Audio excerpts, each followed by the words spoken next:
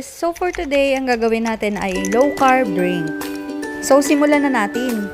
For easy preparation, gagamit tayo ng glass jar.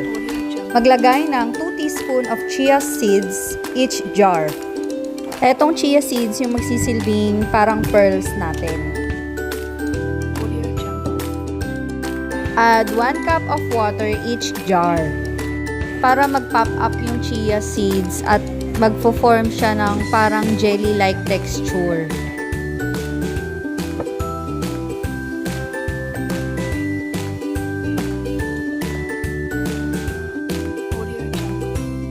After 30 minutes, maglalagay na tayo ng 2 teaspoon of decaffeinated coffee powder.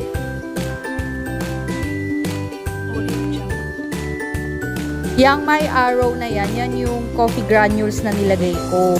Add 2 pieces of equal gold sweetener sa kabila. So ayan, na-shake ko na yung isa. And since mali yung una kong na-prepare, kailangan kong gumawa ulit ng panibago. At dahil hindi naman ako mahilig sa matamis, 1 sachet lang ng equal gold ang aking ilalagay. And shake, shake, shake lang. Kaya glass jar with lid ang ginamit natin. Ayan yung sinasabi ko for easy preparation. After nyan, ilalagay na natin yung 1/3 cup of all-purpose cream.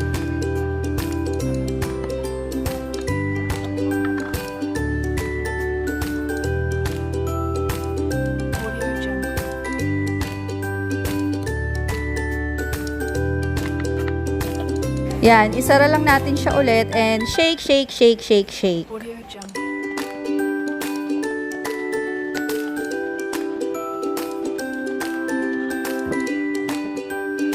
Pagkatapos i-shake, ilagay mo na siya sa freezer for at least 2 hours. Ayan, eto na sila.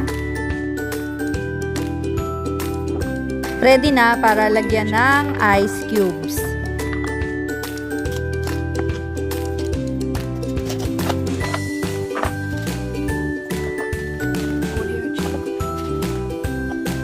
So, tag-anim na ice cubes yung nilagay ko.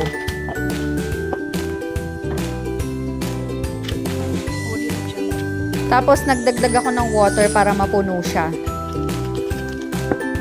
And shake, shake, shake lang bago inumin. At alam nyo na, syempre, para malaman natin kung masarap, titikman natin yan.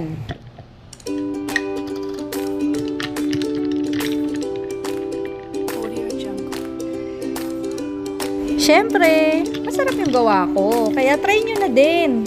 So if you like this video, please give us a thumbs up. And para po sa mga hindi pa po nakakapag-subscribe, please subscribe na po kayo and hit the bell button para ma-notify sa mga next videos ko. Paalam po! Thanks for watching!